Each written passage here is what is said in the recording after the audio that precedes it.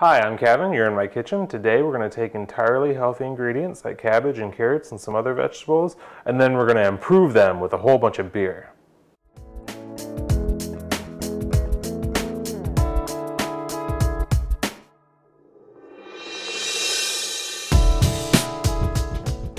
So we've been trying to be more healthy in the new year, but eating salads all the time gets real boring. Also, it's the dead of winter, so we would probably die if we did not heat our food every once in a while.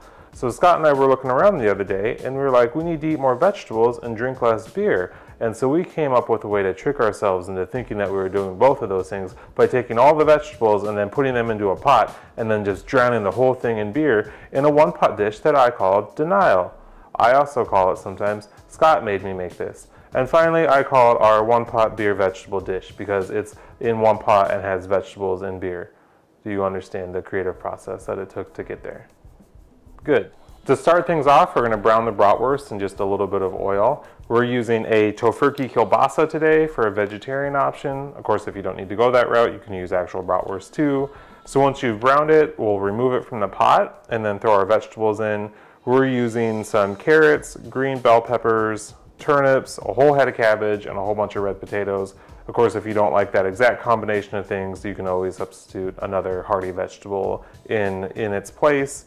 Then the best part of the whole thing is that we're gonna drown those vegetables in like a bottle and a half of beer. So we're using a homebrew from our friend Dave today. It actually, he cloned it after Spotted Cow out of New Glarus in Wisconsin. Now, if you don't have Dave's homebrew at home, and I hope that you do not, unless you recently robbed him and somehow didn't drink all of the beer, that is what I would have done had I robbed him. I'll give you his address at the end of the video so you can stop by and get some for yourself. So if you don't have that, you can also use an ale or a lager instead.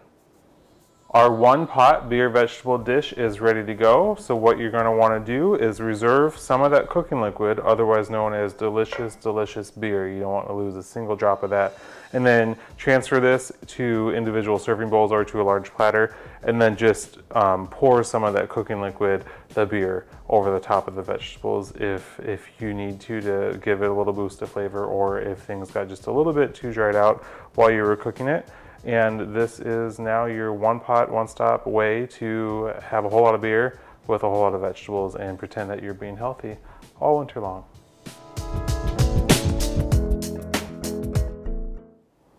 In hindsight, I probably shouldn't give you Dave's address so that you can go to his house and rob him. That wouldn't be a very nice thing to do, but I mean, if the beer did sound interesting to you, his last name is Boyke, so he probably can't be that hard to find.